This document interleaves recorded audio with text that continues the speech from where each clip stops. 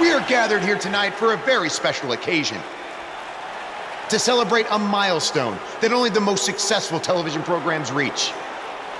That's right. This is the 100th episode of Miz TV. When my hand goes up, your mouth goes shut. Show some respect for the moment in history you are witnessing. Do you know the kind of blood, sweat, and tears that go into making a production like this week in and week out? No, you don't, because you've never made one episode of anything, let alone 100. Now, in honor of this achievement, I put together a special documentary recapping the series' greatest moments that I'd like all of you to watch for the next 10 minutes. Please, turn off your cellular devices and enjoy the show.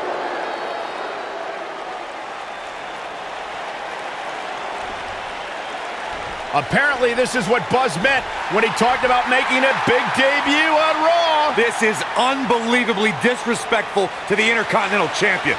But from what we've seen in the past from Buzz, I'm really not surprised. Hey, maybe he wants to congratulate The Miz on making it to 100 episodes. I doubt it.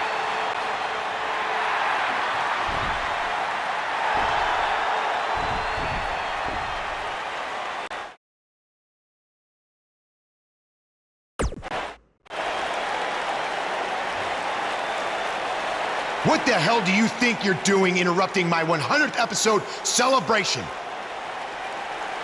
I'll tell you what I'm doing. I'm saving these people from having to endure any more boredom. Instead, I'd like to give them something actually worth watching. Me beating you for the Intercontinental title. And unlike that terrible highlight video, I guarantee that won't take anywhere near 10 minutes. Are you insane? Or maybe you've just been inhaling so many fumes from your piece of trashed van that you think you can interrupt my celebration and get a shot at my Intercontinental title. What's the matter? You scared I'll beat you so bad that Miz TV will be canceled before it makes it to episode 101? You know what? I think we got off on the wrong foot. You just got to Raw and we haven't been properly introduced. I'm Miz, obviously. This is my beautiful wife, Maurice. And then there's the Miztourage, Curtis and Bo. Why don't you introduce yourselves to the new guy? We've seen this before. He deserves it for interrupting this historic night. It's 3-on-1. Maybe now we can watch the special Miz TV documentary he interrupted. Please, no. Ladies Welcome to another edition of TV's longest-running weekly episodic television program, Monday Night Raw. Hello, I am Elias. I've got one question for everyone here tonight. Who wants to walk with Elias? Now, last week we had a newcomer arrive on the scene and challenge The Miz. He quickly learned that in WWE, if you mess with the bull, you get the horns. And when I say WWE, I am referring to the WWE that stands for Walk with Elias. We got a new guy here named Buzz, who got beat down by The Miz. If you ask me, it's only a matter of time before he's out of the biz. He drives around in an old crappy van like a homeless man. He reminds Elias a lot of all you dirt poor fans. I never thought I'd be happy to see Buzz, but if it's to interrupt Elias's music, I would welcome an earthquake. Seems like Buzz isn't a fan either.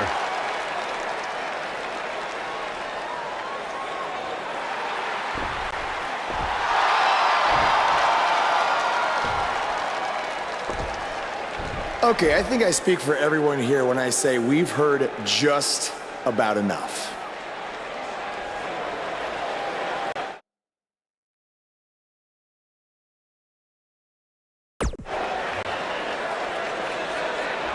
Well, other than that atrocity of a song, I don't have a problem with you.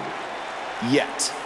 But I do have a problem with The Miz after what he and his so-called Miz-tourage did to me last week. So, Miz, I'm calling you out right now. Buzz must really want to get beat up 2 weeks in a row. First off, Elias, I want to apologize for your beautiful acoustic set being interrupted by this simpleton who obviously doesn't appreciate art or culture. He did it to me last week, too. Second of all, Buzz, I don't care what you do or say. You're not getting a shot at my Intercontinental title. But since it seems like you're dying for a fight, I have another idea. How about you face the Miz-tourage in a handicap match tonight?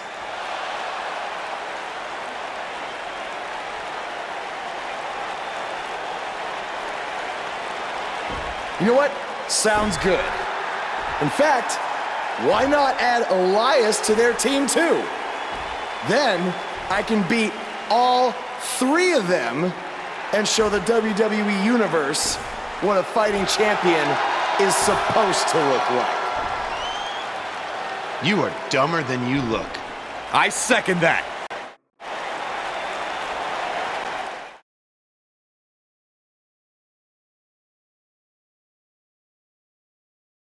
The next match will be a display of fighting against all odds. We have one of the best talents on the roster to date versus a formidable opposition, to say the least. Nervous. I can't wait.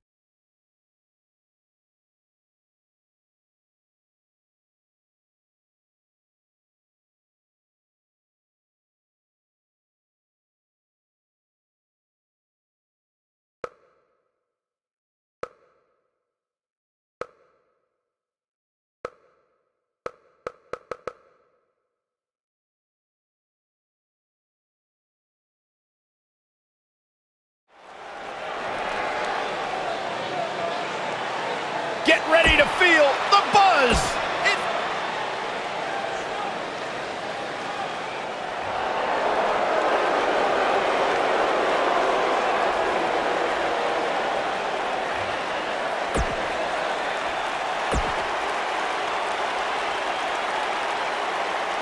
Michael Cole, Byron Saxton, do you...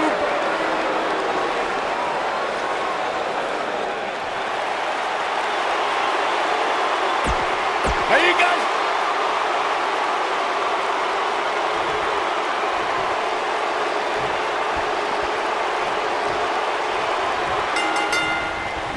And we're underway with this incredibly one-sided handicap match. I think it's pretty safe to say that this one might get a little ugly, guys. Slam down hard.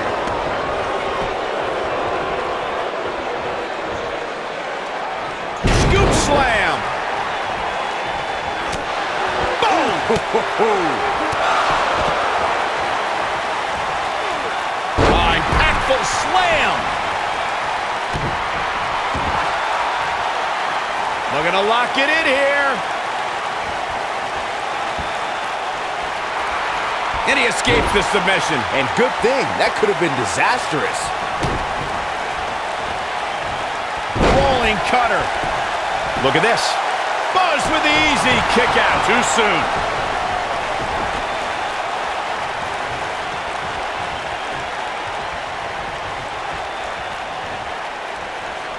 We've seen some pretty lopsided handicap matches over the years, and one that stands out in my mind, well, it might just be the 2010 encounter that saw John Cena take on 6 members of the Nexus.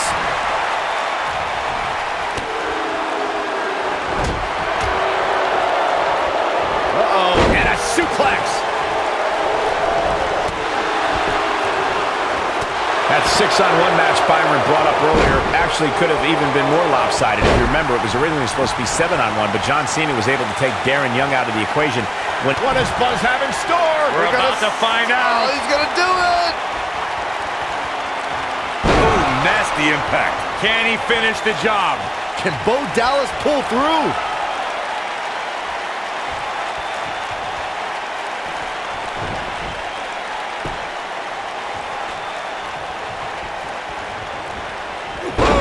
running STO plants him. Nicely done. Bo Dallas caught a little off guard there. He looks to be a little surprised right now. Well, I don't think his performance here tonight is necessarily one I would point to if I were to instruct an up-and-comer on how to win a handicap match.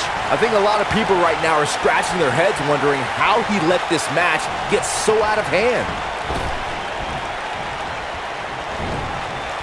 You gotta believe this one's over.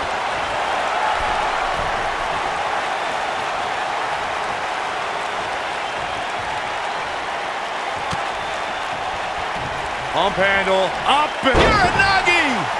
What a stomp! Good grief.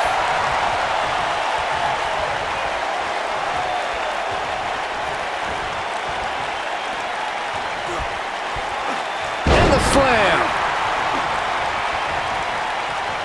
Hey guys, remember when Shane McMahon competed against the supposed Legion of Doom in a handicap match back in 1999? What a joke that was. He told everybody he'd go up against Hawk and Animal. Instead, what we got were a couple of LOD imposters. Got him up.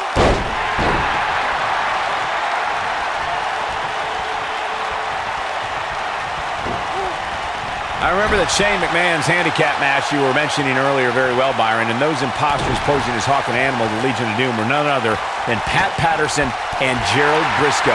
Or should I call them the Stooges? No, you shouldn't call them the Stooges. Have a little respect, Colt. We're talking about two Hall of Famers here. He's lining them up.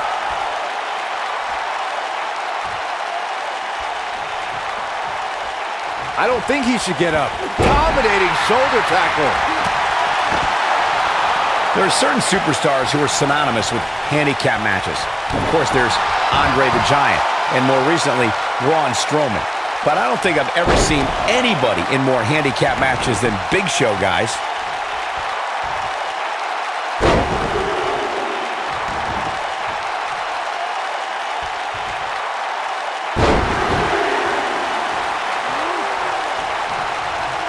I couldn't agree with you more about what you were saying earlier, Michael. It seems like Big Show has been in dozens, if not hundreds of handicap matches. And believe it or not, I'd say he won the majority of them. Yeah, but I can tell you one he didn't win. How about on SmackDown back in July of 2008 when he was forced to take on MVP? Here we go a second time.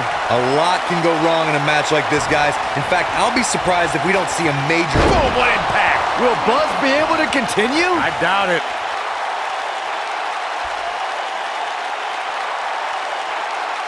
What does Buzz have in store? Suplex! Victory is on the horizon. To Corey's point, handicap matches are an incredibly dangerous atmosphere, and being outmanned in any way, whether it's by 1, 2, or even... He might have it. Thunderous slam. But he's got to capitalize now. Is the second time enough to end this match? Beautiful technique.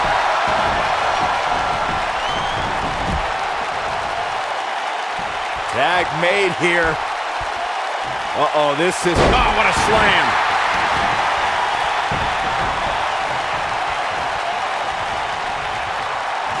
Hooked him up. Boom, what impact.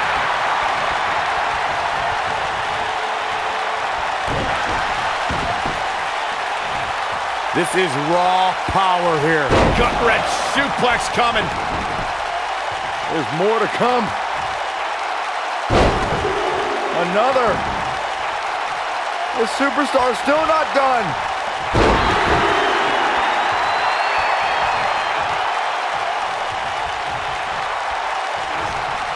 Uh-oh, suplex. This is what makes him one of the best in the business.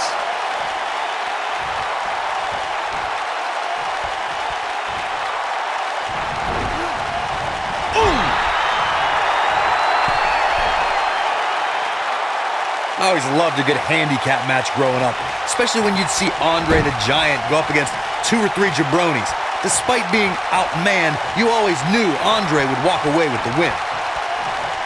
Scoop slam! Things have gotten worse for Curtis Axel. He could be out of this competition. This could very well be the beginning to the end for him here in this handicap match. If he finds a way to rebound from this and actually win this handicap match, I will be absolutely shocked. Andre the Giant really was the king of the handicap match, as Corey was saying earlier. And he also made quite a name for himself competing in battle royals, as you would suspect, seeing as He's well over 500 pounds. I think my favorite Andre the Giant Battle Royal moment came at WrestleMania 2 when he last eliminated both members of the Hart Foundation to walk away with the win. There was no getting him over that top rope that night, fellas.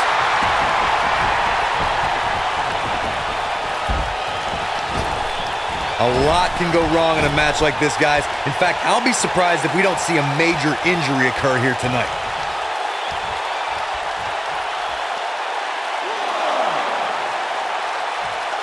Right to the shoulder.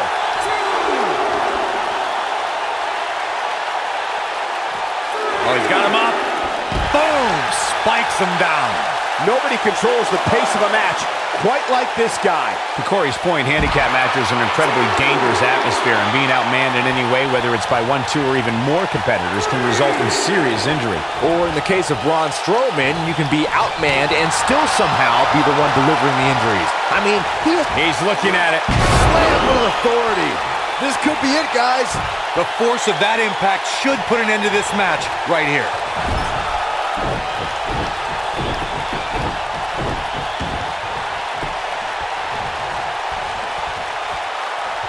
A fever pitch is here in the WWE Universe.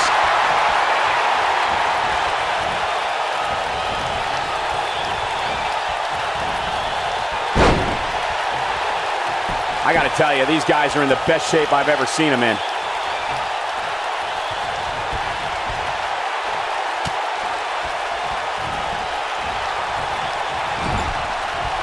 One-on-one is hard enough, but this is just ridiculous. Backdrop. Elias looks to attack from the corner. Here he goes.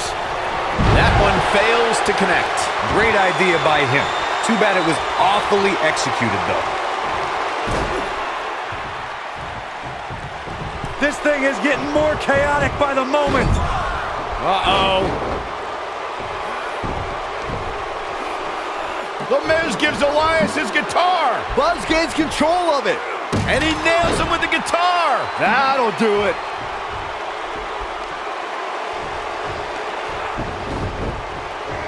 Here's the cover. Does he have him here? There's one. There's 2. 3. He got him. What an incredible victory.